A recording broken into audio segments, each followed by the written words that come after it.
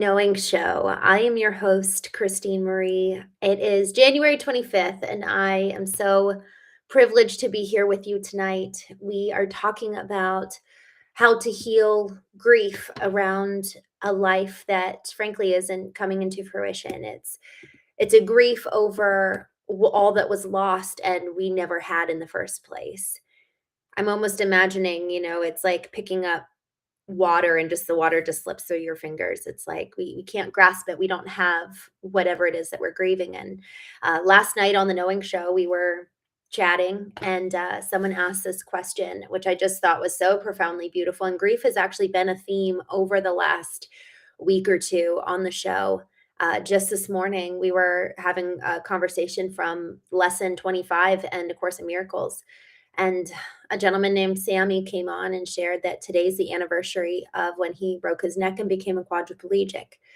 And so, obviously, each one of us are coming from a very different place when it comes to grief. Grief means many different things for each one of us. And so, there's something around recognizing that each one of us has a very different starting point when it comes to grief. Um, and I talk about this in my book around how so often we categorize moments like what Sammy has as a capital T trauma, like a big moment in our life that was altering and broke us to a certain extent. It broke our dream, let's say. It broke the facade of ourselves. Something catalytic happened that was very apparent, very obvious. But there's also a lot of little T moments that a lot of times happen in our childhood and happened many, many times. It was like the continuous slice of the paper cup, but in the same place. And so the cut just goes deeper and deeper and deeper. And it's like the annoying little drip of the water, the annoyance of the little paper cut. And those little T moments can actually be just as damaging psychologically and emotionally as a capital T moment. And so as we're having this conversation tonight, it's so important that we don't assign judgment to whatever is coming up for us as we have these conversations and dig into, what are the things that we're grieving? What are the things that frankly have caused a deep wound, whether it was through the ongoing death by a thousand paper cuts, or whether it was a really dramatic catalytic event that just changed our lives in a big way, or changed a part of us mentally, emotionally, physically. And I just want to assign honor for those big differences because both are incredibly important that we tend to. And then the concept of healing, it's almost like the phrase heal grief. It's almost like grief, yes, it can be a noun that this is something that we're trying to heal, but there's also a verb aspect to it.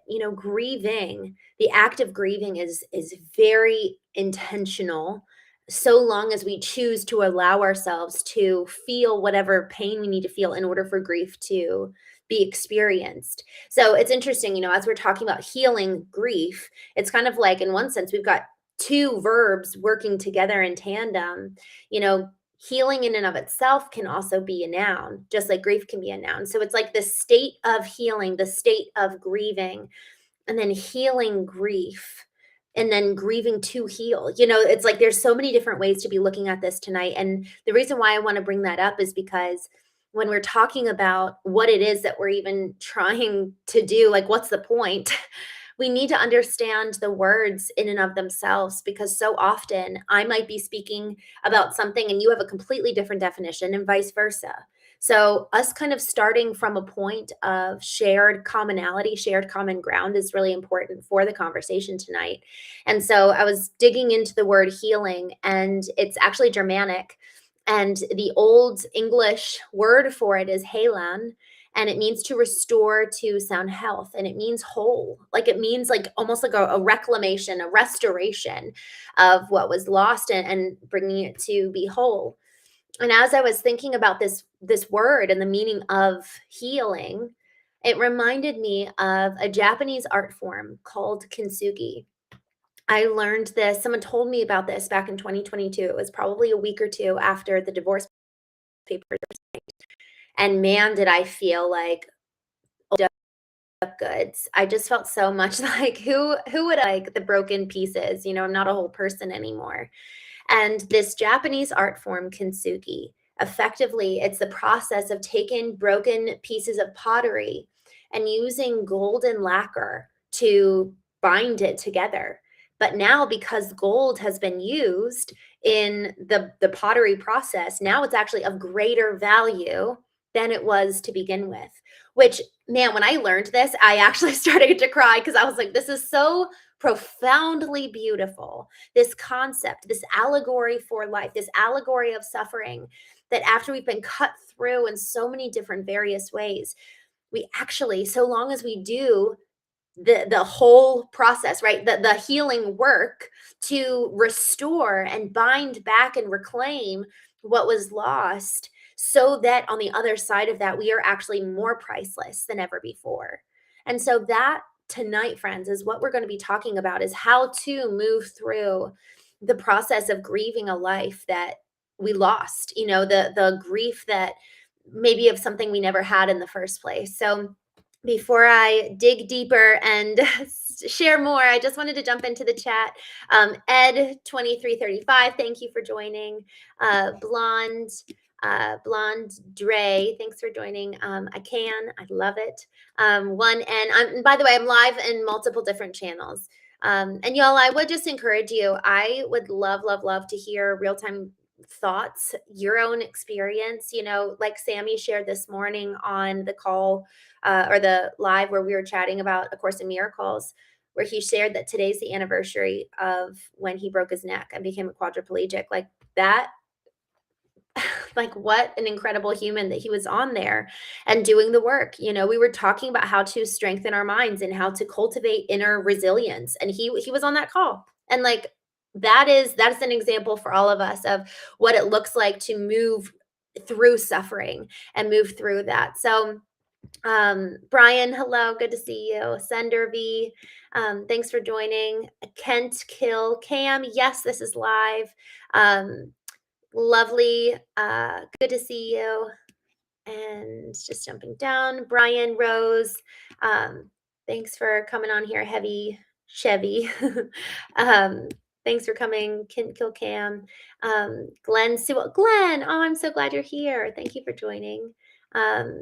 Heavy Chevy. So tonight, as we're talking about grief, I just want to kind of open the stage for you guys to share, because this last night, we had some really meaningful conversations this morning. We did last week. Folks have just been sharing from very raw. And I'll go first. One of the areas in my life that was profoundly touched by grief was my sister was married to her high school sweetheart. They met. I was 12 years old when they met. He walked into our house on Valentine's Day, and he I don't know if I don't know if I'm skipping or if I'm losing my signal. Hopefully this is fine. But he walked into my family's house on Valentine's Day, senior year of high school, and my sister, I could hear her downstairs. I was upstairs in the bedroom, and I just heard her voice get a little bit higher when she opened the door, and there stood just like this tanned Southern boy, and they just like totally love at first sight.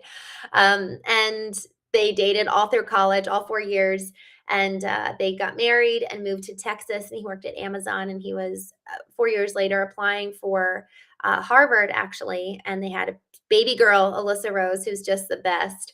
And when she was 3 weeks old, he was killed by a drunk driver, and the driver was going opposite him on the interstate in Houston, Texas, and like within 24 hours, my sister was back in Maryland. And just those days, I'm sure for all of you, when you've gone through a loss like that, where someone, he was 26 years old, and it's like there's haunting elements, really truly haunting. And I know with some of you, I've had a conversation around, grief that you guys have walked through, and it really can haunt you. It's like in your dreams. At one point I was driving and I thought I saw Nate, and I just like I thought I saw him. And what's weird is when you don't see the body because of an accident that's so gruesome, it like they couldn't do anything. And that changes you at a molecular soul level. Like and here's another thing too about grief that I think is really important. And when I started this, when we came on the show, we were talking about how we cannot assign judgment over different parts of grief, whether, oh, is it big enough or small enough to warrant the response that I'm feeling in me. And what was really interesting was that I actually really, really like suffocated my own grief because I didn't feel like it was mine. Like it was my sister's husband and my brother in law, yes, but it was her husband. And so I shouldn't be vocal about my own pain. And so I really did suffocate it, and in the suffocation, we suffocate all the other parts of us that could very well need tending to from other things that are sad or hard in our life. And even just questions or pain across the board. So once we start suffocating a very loud voice rising up within us, all the quieter voices start to quiet too. All the voices that maybe weren't as loud as the cry of asking for help when my brother in law was killed, all of them become silent too. And what I've realized and what I learned during that time is that in silencing grief, I also simultaneously suffered or silenced intuition because the voice of grief, there's actually a big tie over and crossover with intuition. It's like our intuition actually comes and says, hey, you've got to tend to this part of you. Otherwise, you're going to become eroded inside. You're going to allow for the pain to, it's like almost, if you think about your inner body as like a home. Grief is in one category, but man, if you don't tend to it, it grows and grows and grows. And that pain goes into other rooms, other compartments, other containers of that house. And then it starts permeating our entire being and like eating us alive from the inside out. And I saw it. I saw it in my journal entries year over year for 6.5 years. It took me 6.5 years to really pay attention to the pain and actually heal it. And for 6.5 years, I just wrote in my journal, and it was like the more I suppressed, the louder it got and the farther I got away from people. Because in not conveying what was going on inside of me, I actually distanced myself from connection and from anyone who would have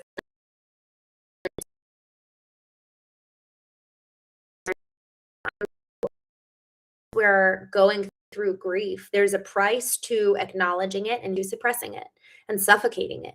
So it's really, really, I think that that's first and foremost something really important to consider is that what is coming up inside of you and actually taking a moment to consider that and ask that question. Do we even know what's going on inside of us in the first place? Because if we don't know, if we haven't listened, if we haven't tended to our own soul in the way that we even can say what's happening, man, we get further and further away from connection with ourselves, but then also with connection with other people. My therapist said this to me one time, and I really appreciated it because frankly, I thought for so long I didn't need to show up in relationship. I thought all relationships really were was like, how well can I love you? And that will secure your love for me. But as long as someone doesn't know me, they can't be in relationship with me. And so long as I don't know myself, I can't actually have a relationship with myself. So our relationships with others so often are as strong as our relationships with ourselves. So I just want to take a quick moment and check out the chat and just say hello to some folks. Um, Thank you guys for joining. Boy Eats the World. Thanks for coming on here. Carl, good to see you. Heavy Chevy. No, I'm not AI. Um, uh, Carl Butcher, Joseph. Um, mm, Such an emptiness left in life. It's really interesting that I love that you said emptiness because isn't that so much of what it is when we are suppressing and suffocating everything inside of us, that suppression actually, it's like we end up squelching the external world around us. It's that it really does, y'all, this is so important for us to recognize too, is that what we come into contact with in the external world so often is a mirror for us about what's going on internally. So if we're feeling lonely externally, so often we're actually feeling lonely internally. Like we're not getting the respite and tending to that we need. One of the biggest revelations that I've had, so to this concept of how to heal grief, one of the biggest things that I've learned is that I need to become the caretaker of my own soul. I can't outsource that. I mentioned my therapist earlier, and that was really helpful. But man, is it my responsibility to tend to those parts of me that are broken, that are wounded, that are in pain, because no one else knows my own experience like I do. And so, one, if I'm not willing to sit in my experience and know it in the first place, there's no way I can tend to it. But then, after sitting in my experience and paying attention to the reality and the truth of what's going on, only then can I try to step into the role of effectively coming in as doctor, as healer of ourselves.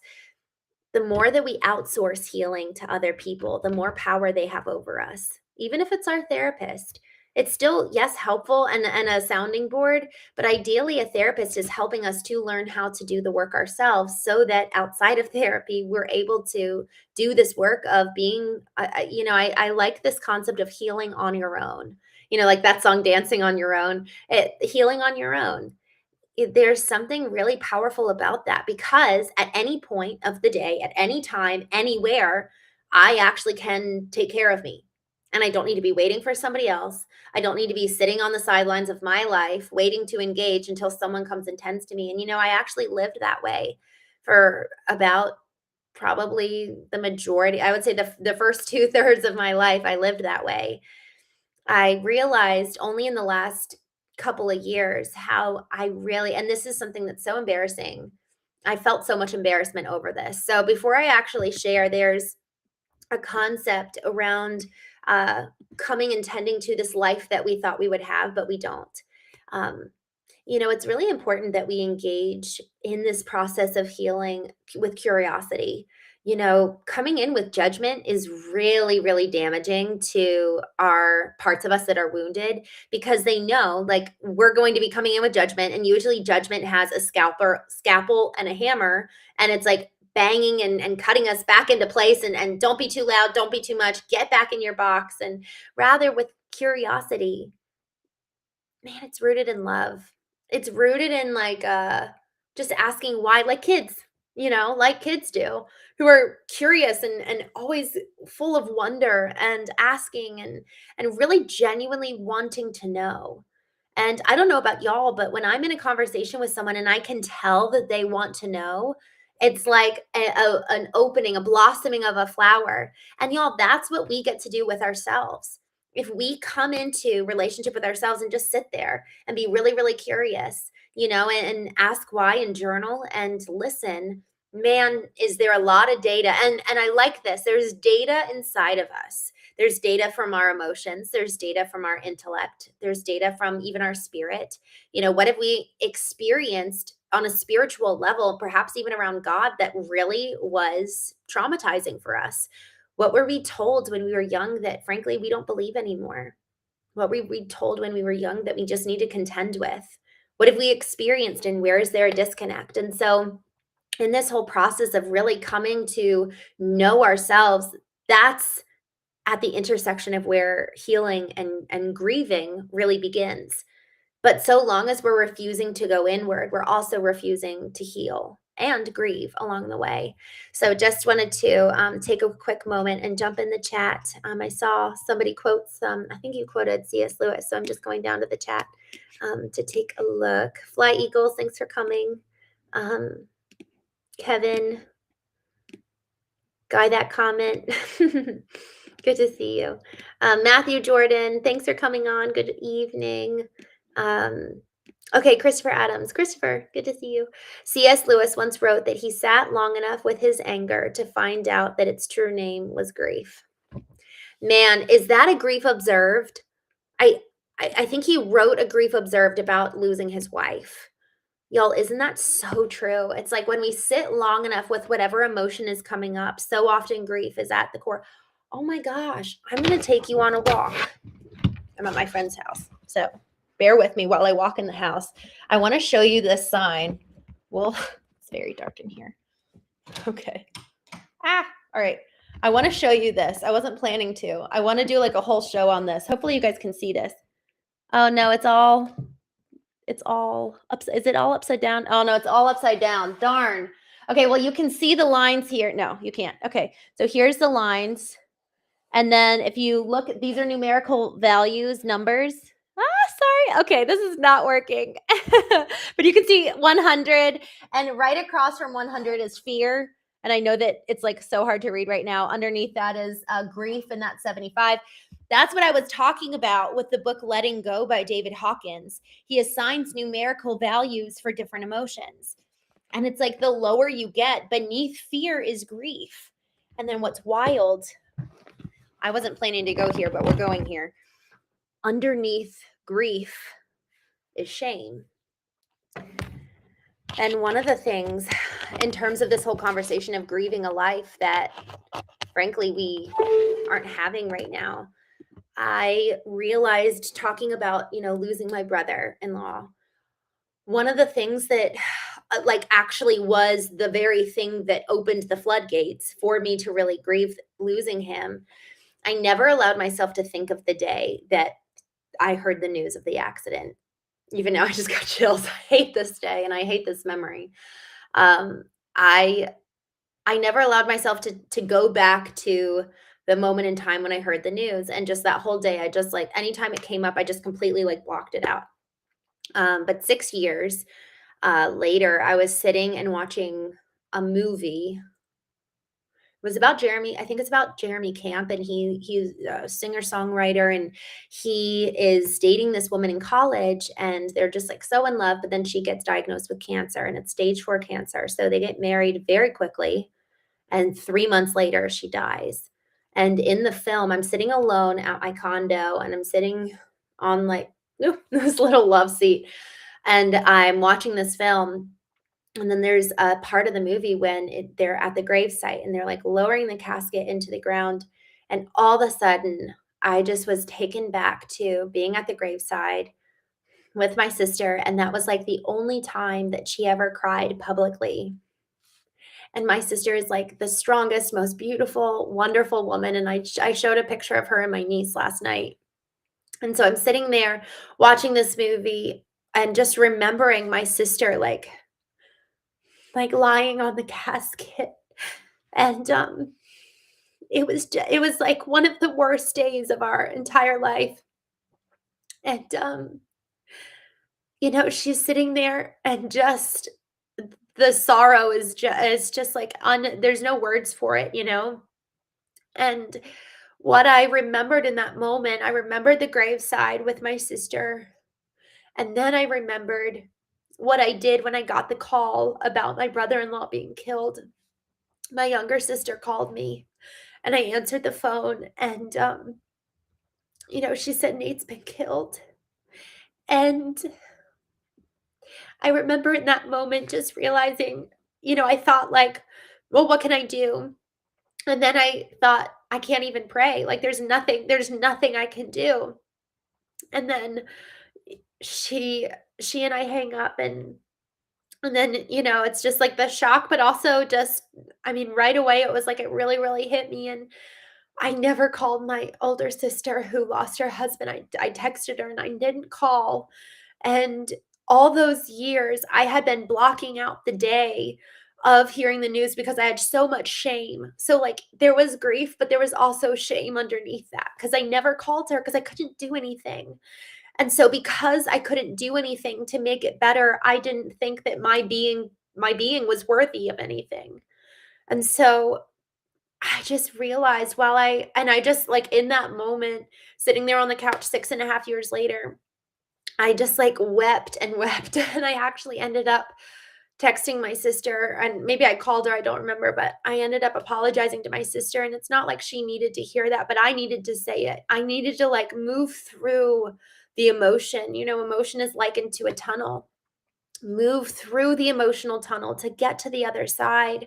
And on the other side lies forgiveness. Forgiveness for ourselves and forgiveness for other people. And, I really needed to forgive myself for not calling her when I heard that news. And I also needed to realize that I alone, like who I am is enough for people who love me, and who you are is enough for people who love you. It's not just what we do that makes us of value to others. And that was a massive, massive lesson that, frankly, because I had suppressed that day, one, I couldn't heal myself. Two, I couldn't actually grieve it because I wasn't allowing the shame to come up because it was so painful. And it's looking in the mirror, you know? It's coming face to face with parts of you, and not even parts of you per se, but it's coming face to face with aspects around how we have lived and choices that we've made. And and we don't want to know that. We don't want to look in the mirror. We don't want to see. So it's easier to suppress, it's easier to hide. And in one sense, it sounds valiant to suppress and hide from the pain, but maybe there's actually something deeper going on. And even, Christopher, what you just said, C.S. Lewis once wrote that he sat long enough with his anger to find out the true name, and it was grief. Maybe grief really is the base emotion. For me, my base emotion, yes, there was so much grief there, and there was shame underneath it. And I couldn't let go of the grief until I had gotten to the shame. So I had grief for 6 years permeating my entire life, like at a level that I really wasn't able to live fully. I wasn't alive. Last night, you asked the question of what's the difference between living versus existing. And I was existing because I wasn't getting to the root. And shame for me was the root. I needed to move through shame to then be able to move through grief. So effectively, if we don't start at the bottom and work our way up, yes, we can start at the top and work our way down. We can kind of go either way. But man, I needed to pull out the roots of shame. And man, I needed to move through the emotions. I love this example. This polar bear was running in the wild. These scientists and also a psychologist, Peter Levine, were studying this polar bear. And they shot him from the airplane or helicopter, tranquilized him. And when the bear woke up, he was in a cage. But they had tranquilized him while he was running. And so in the cage, he starts kind of slowly moving and then moving faster and faster and faster. And then he's freaking out. And then all of a sudden, he starts to calm down. And finally, his breathing like returns to stasis, and he's so calm and peaceful. And Peter Levine was so curious because his theory is animals in the wild their lives are being threatened all the time. Their nervous system, like ours, is going up and down, up and down, up and down daily. So his big question is, how is it that they can return to a normal baseline and effectively self-regulate their heart? Like literally their physical body, their stress levels coming down, their cortisol. And so what he realized, he slowed down the video of this polar bear and realized that the crazy gestures he was making was actually him.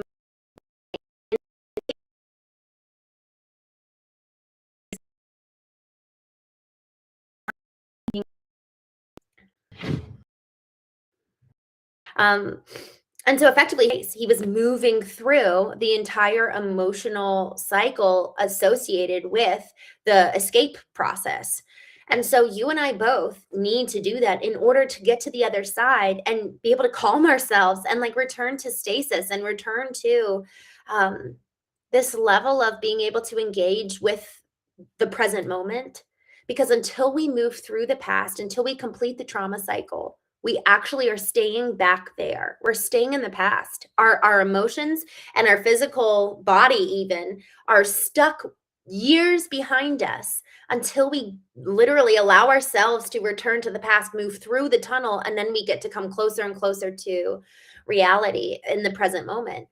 If we think about it this way, there's also so this whole concept of grieving the life that we never had. I distinctly remember one, it was just every birthday for Alyssa Rose, it was grieving her daddy not being there. For me, I distinctly remember when I was asked for the first time, like, how many kids do you want to have? And this was after the divorce. And I realized in public, like, oh, I don't know if I'm going to have kids. I just always assumed I would. And now I'm not going to have kids, but at least with him. And that in and of itself was this a moment to grieve and honor, like move through the emotional cycle of grieving that part of life that I'm never going to have. And my sister had to do that multiple times. Even this morning, Sammy got on and he was sharing how today's the anniversary of when he broke his neck and became a quadriplegic. He's had to grieve a life that he never thought he'd have, and also grieve the life that he thought he would have. Grieving both. Later today, I was talking with somebody and they're grieving the loss of their partner's mental health. Like, that is something so devastating to experience, watching your partner, like, crumble mentally in front of you. There's so much when it comes to allowing our bodies, and it's our bodies. Bessel van der Kolk wrote the book, The Body Keeps the Score. Our bodies physiologically need to move through grief in order to get to the other side. If it's through tears, if it's through, I know some people go to, what's it called, like a smash room to like get it out. I actually had a gentleman on the Knowing Show a couple months ago where he's a coach for just for men. And he said, a man's pathway to his soul is through aggression. And I had never heard anything like that. He said the number one thing that's most healthy for men is to be doing some form of like physical engagement. He said he does jujitsu, and it's so important to have a release, because if men aren't having a physical aggressive release, it's getting pent up. And so earlier, Christopher, when you brought up C.S. Lewis's quote around how anger was effectively masquerading the grief underneath. So grief didn't know, or we didn't know, he didn't know it was grief, but he was feeling angry. And so in the release of anger, we get to go to the next level. And so as I was sitting there on the couch watching this film of the casket going into the ground, I allowed myself to really grieve. And as I grieved, I found shame, and then moved through the shame. And then it's like what David Hawkins talks about. As we move through it, we let it go. And then we are able to rise up. Shame is, I think, level 25. Grief is level 75. Fear is 100. Pride is 175. Courage is 200. And then we start getting into some more positive emotional states. And y'all, when we're able to let go of the past, it doesn't mean we let go of the people. It doesn't actually mean at all that we let go of the memories. But what it does is that our physical body isn't back there anymore. It also means that we're not so easily triggered and activated by a memory, a scent, someone else coming in and saying something or doing something, where all of a sudden we get taken to the past. Because we've moved through it, the past no longer holds power over us. And so in order to do that, there's some additional things I want to talk about. But before I get there, I just want to check in with the chat here. Christopher Adams, the speech monologue Robin Williams gave in his film Patch Adams, I find heartwarming. His character defines that the true enemy is not disease, but indifference. Oh gosh, that is so good. Indifference. Y'all, apathy. I think apathy might be one of the lowest on Hawkins' emotional frequencies. Like he has the numerical values for each emotion. I think apathy is like at the very, very bottom, or shame. I can't remember which one, but one of them is like apathy is so dangerous, to your point of indifference. Todd Smith, good to see you. Meant to Roan, good to see you. Alex, thank you for joining. Ken Kill Cam. Thank you. I'm going back through the chat. I got my nails done yesterday. Thank you. Guy that comments. That's so sad. I'm sad. I just saw you say losing the wifey is unacceptable. I don't know if I think you were talking about the movie, but I didn't know if you lost your wife. And if you did, I'm so, so sorry. Ken Kilcam, shame is the lowest vibration. It's so, so, so true. Christopher Bradford. Oh, sorry about that. Thank you guys so much for your I did. Thank you guys.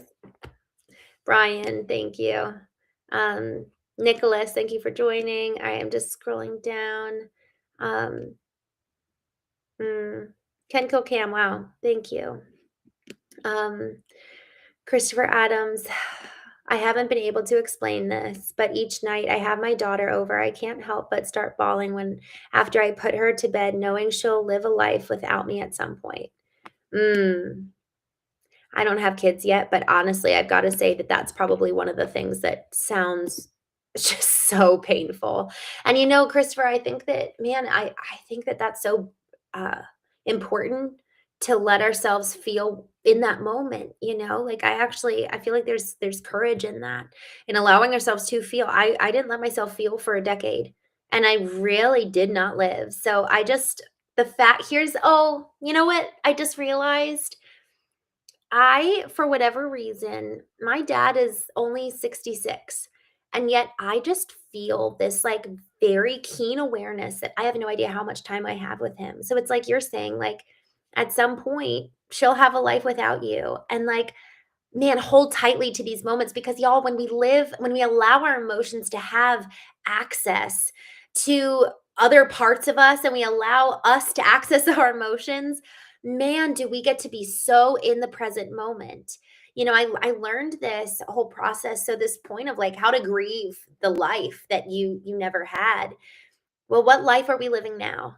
What is here? What is in this moment beautiful? And how can we live awake to what's going on right now that is and even if it's not feeling beautiful. I remember my puppy actually taught me this lesson while my husband had moved out, and it was just that was probably the darkest time. It really felt like the dark night of the soul, as they say. And still there was beauty. I was walking him and I decided to leave my phone. Every single walk, I just never took my phone with me.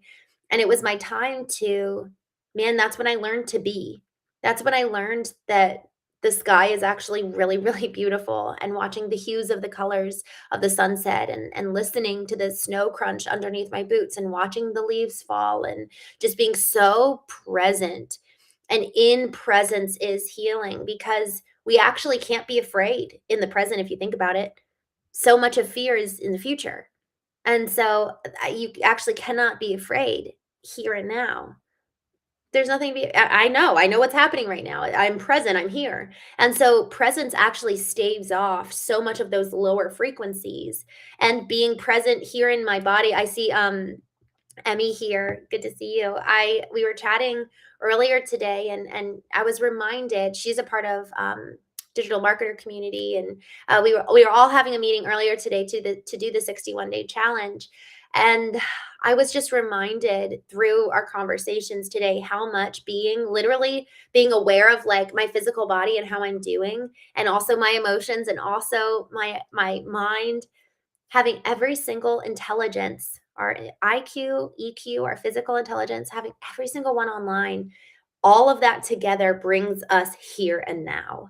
It staves off fear, it staves off pride, it staves off all these kind of lower emotional frequencies so that we can experience the joy of the now. Even if it's just joy in the wind or joy in the sunset, there's so much beauty all around us. But if we're having our heads down on our devices or we're locked up in the past because we haven't moved through it, we actually can't be fully here and now. So, Christopher, I just love that you saying, I have my daughter over and I can't help but cry after I put her to bed, knowing she'll live this life without me at some point. That's what allows for us to capitalize on the relationships that are right within our grasp. I wrote my eulogy when I turned 30, and I outlined who do I want to be at the end of my life. And then I rewrote it in present tense and in first person. So rather than Christine Marie was, it was I am, and just speaking out who I want to be on a daily basis. And in that process, I actually back in October, I wrote down, just who would I want my dad to say that I am? Who would I want my mom to say that I am? Because each person in our life experiences us in just a slightly different way based on their relationship, based on their experience. And as I was thinking, man, I just realized how much I value my parents and how I don't want to waste any moment with them. And then the next morning, I bought a ticket, flew to Rome with them the next week, and did a cruise with them and my sisters because I'm like, I want the way that I live to be guided by how I want to have the end of my life be. I need to be working backwards from what do I want? and then moving backwards to inform how I live today.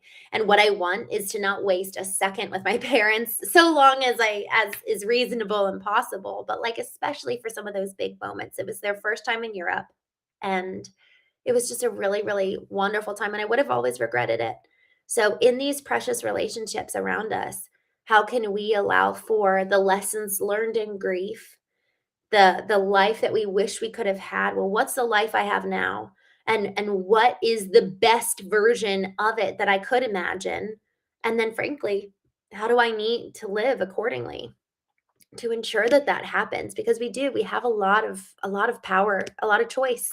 Every single day we're making choices that either gets us one step closer or five steps closer or one or five steps back from the life that we want to live and who we want to be. um, Thesaurus Taurus, good to see you. Royal Right, thanks for jumping on here. Crispy Lee, thanks for coming on. uh, I'm just looking through here. Ken Kilcam, thank you. That's really encouraging. Guy that comments, I love that name. Um, Sirach, thanks for coming on here. By grief, you mean from separation or breakup?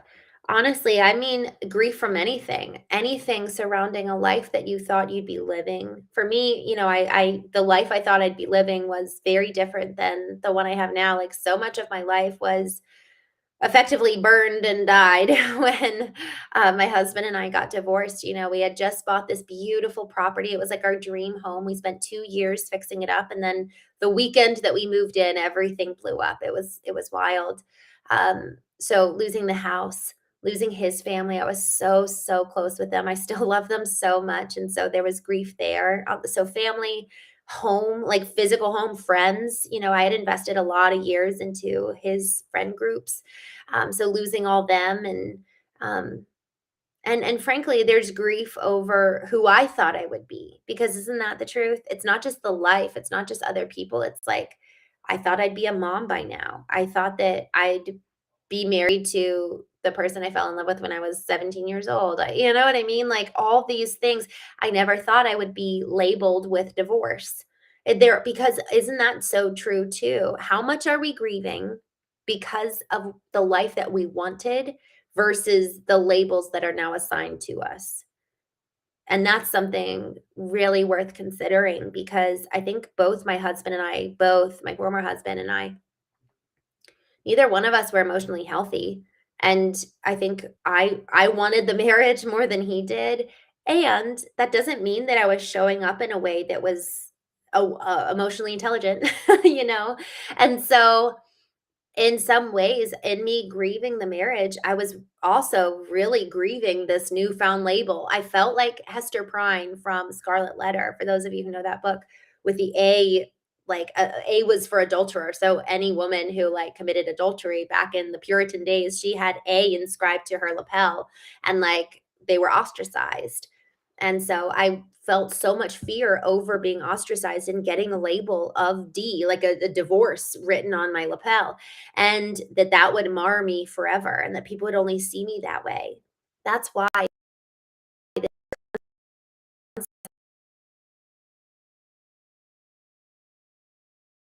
Japanese art, where you take those broken pottery pieces back together. And now what was once whole that then became broken is actually now of greater value because of the golden seams. So what we do in between stimulus and response, which is choice. Viktor Frankl says this. We've talked about that a couple of times. That time and space in between stimulus and response is so indicative of the rest of our lives. We can't control the stimulus, but we can control our response, and we can control everything in between. And so the question is, who do we want to be? Viktor Frankl ended up writing one of the most powerful, profound, impactful books in the height of grief and suffering. I cannot imagine a greater suffering than Auschwitz. And even just this morning, after we had the conversation, we every morning we go live and move through a lesson in A Course in Miracles. And this morning we were all on, And this gentleman, I've never met him, but his name was Sammy. He joined, and he said today's the anniversary of when I broke my neck and became a quadriplegic, and all of us like stopped, and it was actually really cool. Like people in the chat were like, "We're with you, Sammy. We love you," and that's what this is supposed to be. All of us coming alongside each other and really giving support and love because life is really hard, but we don't stop there. Because if we were to have a stimulus and then just lay over and fall flat and give up, that's not living, that's existing. The goal of this is to exist. It's to live a vibrant, visceral life, experiencing both pain and sorrow and joy and everything in between. And so, in that stimulus, that power of choice on the other side of that defines who we become and how we live. And so, this morning, after we had this conversation where Sammy shared that, I jumped over, I walked outside to do my vertical alignment. And vertical alignment is effectively the principle of bringing my emotions, my thoughts, my behaviors, uh, my beliefs, all of that, like taking all these disparate parts and bringing everything into alignment under my ideal of who I want to be, under the hierarchical, effectively, order of a superordinate principle, God. And so, with this hierarchy, every single morning is the practice of vertical alignment, that concept of bringing everything into alignment. The practice so often looks like me dedicating time every day to go through, how am I doing physically? How am I doing emotionally, spiritually? And then I focus on growing and then navigating the rest of the day from this place of alignment. And as I was doing that, I actually read this little booklet that my mom got me. And you know what? I am actually going to pull this up because I read it and it was so profoundly beautiful and so apt and timely with not just today's Course in Miracles, uh, but also exactly what we were talking about with Sammy. And it just really reminded me of him. So I'm actually going to go. Here we go. All right, so this is what the book said. Um,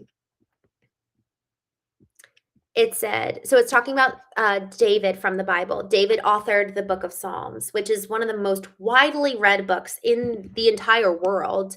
In fact, during COVID, uh, the global searches for Psalm 91, he who dwells in the shelter of the Most High will abide, I think it's in the shadow of the Almighty, spiked dramatically around the world because people just needed comfort and they needed protection. And then a 2022 study done by the Frontiers, I think it's like the Frontiers of Psychology, released a study that actually reading Psalms is directly linked to reducing anxiety. So this book of Psalms is so powerful.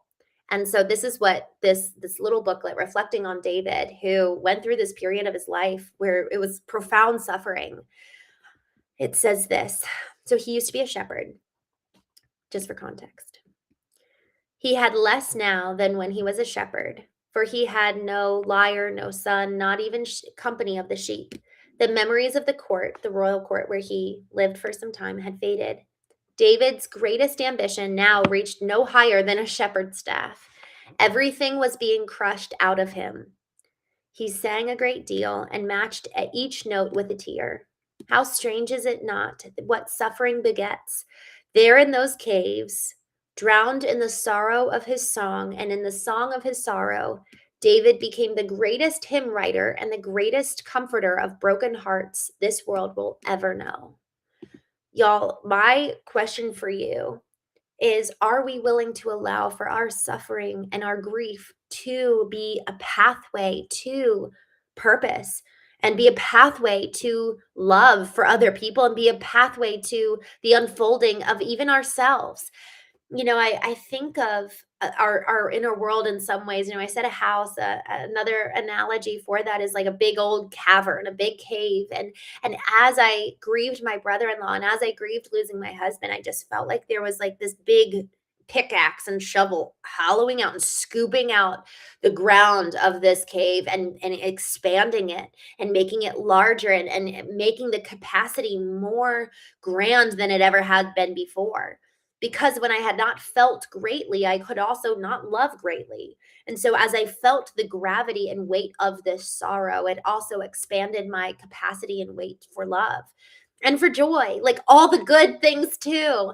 And so, in actuality, if we allow for ourselves to feel the grief, then we can start to heal it. And healing comes by way of feeling it, realizing it, knowing that pain, moving through it all the way to the end. And in that process of moving all the way through it, our body actually naturally, it's almost like it evaporates. It's like that polar bear, like he was able to breathe that sigh because his body moved through it. So someone asked earlier, where does it go? And it's that's an interesting question. I in terms of letting go of it, it's like we've been grasping tightly onto something, and this is where Course in Miracles comes in. Actually, it's effectively saying that all of the negative, not pain, but just like the negative thoughts or anger, as we release it, there's something around. Well, if it's not here in the present, is it even real to begin with? And if God didn't make it, is it even real to begin with? And so I don't know how much I how much I agree with that, but I don't think it's like it goes anywhere else. Like we don't throw the anger on somebody else once we get rid of it. But there is something about anger because it's not who we are, because you and I have this, man, we're made in the image of our creator. And the creator is good and beautiful and lovely. And as we let go of things that are holding us down and keeping us effectively lower on that emotional scale, as we release it, we also are opening ourselves up to grow and elevate on that kind of emotional scale to experience joy. And then we can receive because our hands are open. And in the receiving, the Greek word for receive is lambano, and it's actually very active. So in receiving, as we kind of level up, whatever we receive, whatever joy that's there, whatever love that's there, even just the beauty of the world, we can actually take it in. And lambano is like this very active. I think of it almost as like this water wheel. It comes in and then it goes out. So whatever we're filling ourselves up with comes out of us. There's this biblical text of you shall know a tree by its fruit. And so what's coming out of us? And if what's coming out of us is a lot of anger and resentment, there's probably a lot of pain that needs to be tended to. So you shall know a tree by its fruit. Feeling the pain is the fastest and best way to move through grief so that we can actually elevate outside of the grief. And I think that this is really important to mention, and then I do need to jump off here. We have to want to heal. I didn't want to heal after losing my brother-in-law. I wanted to keep him close to me. And so the question is, do you believe that you can keep loving this person without feeling so devastated over them? But like, can you cherish them and hold them tightly and honor them with love rather than fear over what life's going to look like without them? Can you exist in and rooted in love, surrounding this person or surrounding the event of loss, surrounding the life that you thought you'd have? Or is there fear? And so that's a question for both of us to consider. Am I fearful over the life ahead? Am I fearful over where I am now because of what I lost? Or can I love? And so there's this, again, going back to Viktor Frankl, in Man's Search for Meaning. My book is, I want to read this from my book, but I'm nervous that I'm going to like crash the computer. So maybe I'll read this tomorrow on the Knowing Show. But he just has this beautiful, beautiful quote about how he really came to experience the presence and glory of God and understand love for the first time by way of understanding love for his wife who had passed. And so I'll read that tomorrow. But y'all, I do need to jump off. I'm sorry. Thank you so much for joining tonight. I am going to be going live tomorrow morning at 8:30 a.m. Eastern to move through Course in Miracles, lesson 26. Tomorrow's the 26th of January, which is crazy. Yeah, thank you so much for joining. Almeida, I literally just went through a civil separation and now suffering the heartache of my dad going to a hospice to live the rest of his life, unfortunately. Oh my gosh, that's so hard. Do you have any advice for that? I would, I think we talk about grief. We do a part 2 about grief tomorrow night. I'm gonna go through these comments. Um, so I'm gonna go through these comments and let's talk grief tomorrow because honestly, the grief isn't talked about enough, and each one of us has different ways and processes for addressing it and healing from it. But I will say, I think that probably one of the most important things we can do is to actually feel and know what's going on inside of us. And I will say, eliminating inputs, like no phone, no music, no podcast, nothing. Just go walking or just sit in the quiet with your journal. That's really hard. Actually, today on the call, when we were talking about the 61-day challenge, which you're all invited to do if you want to do it, we're starting on Friday.